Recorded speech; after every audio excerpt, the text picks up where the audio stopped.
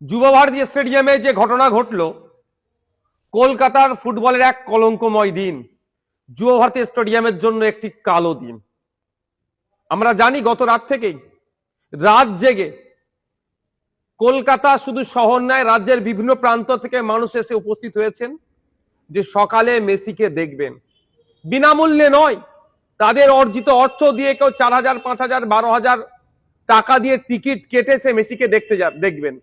কিন্তু আমরা দেখলাম কি, দর্শকের আসনে যখন টিকিট কেটে সাধারণ মানুষ উপস্থিত হলেন, মেসি যখন মাঠে পৌঁছালো, দেখতে পাচ্ছি আমরা তাকে ঘিরে রেখেছে কারা?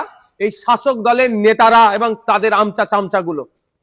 ফলে যে আশা নিয়ে রাত জেগে অপেক্ষা করছেন, যে আশা নিয়ে টিকিট কেটে মেসিকে দেখতে চাইছেন, সে আশা তারা ঠিক হলো না।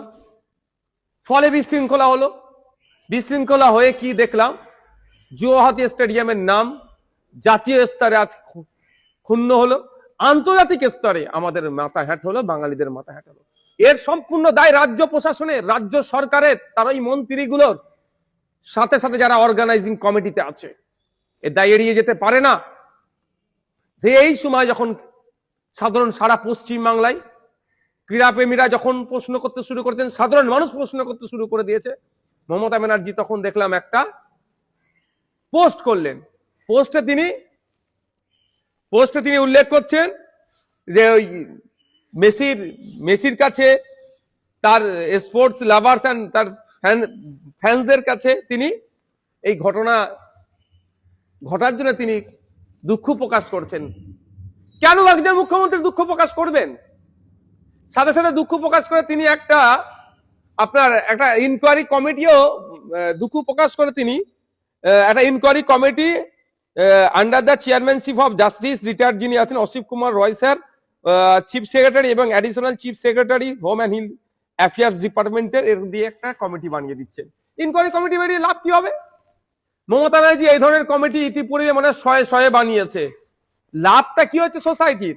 ইনকোয়ারি কমিটির ফিডব্যাক কি আছে?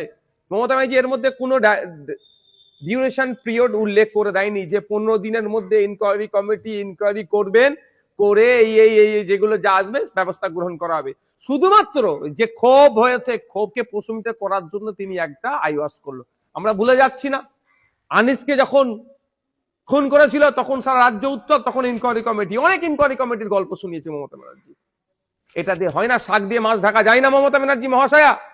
আপনার দলের এমএলএ গুলো, আপনার দলের মন্ত্রীদের জন্য বিশৃঙ্খলা হয়েছে, আপনার দলের নেতাদের জন্য বিশৃঙ্খলা হয়েছে।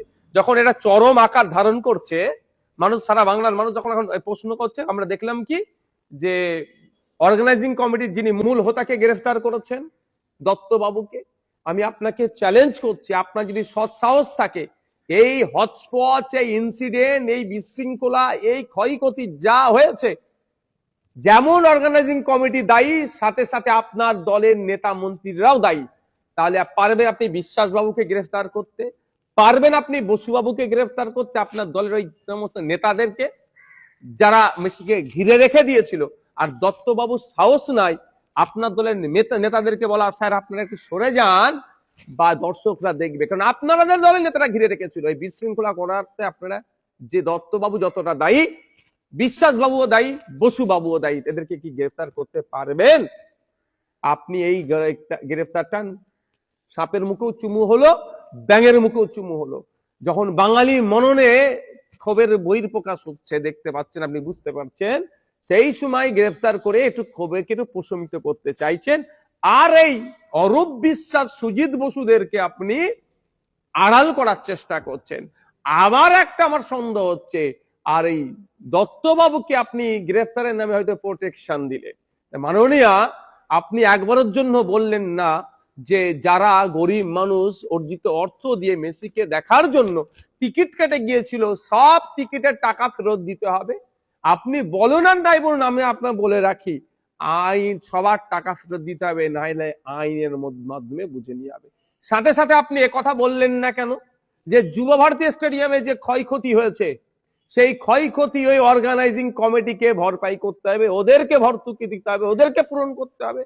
জনগণের ট্যাক্সের টাকা থেকে যুব ভারতীর একটা চেয়ার বলুন আর যাই বলুন যে ক্ষয়ক্ষতি হয়েছে, একটাও ক্ষতিপূরণ দেওয়া যাবে না। অর্গানাইজিং কমিটিকে সমস্ত ক্ষতির পূরণের ব্যবস্থা করতে হবে। এটা আপনি বললেন না, কিন্তু এটা আমরা দাবি তুলছি, এই ব্যবস্থা করতে হবে।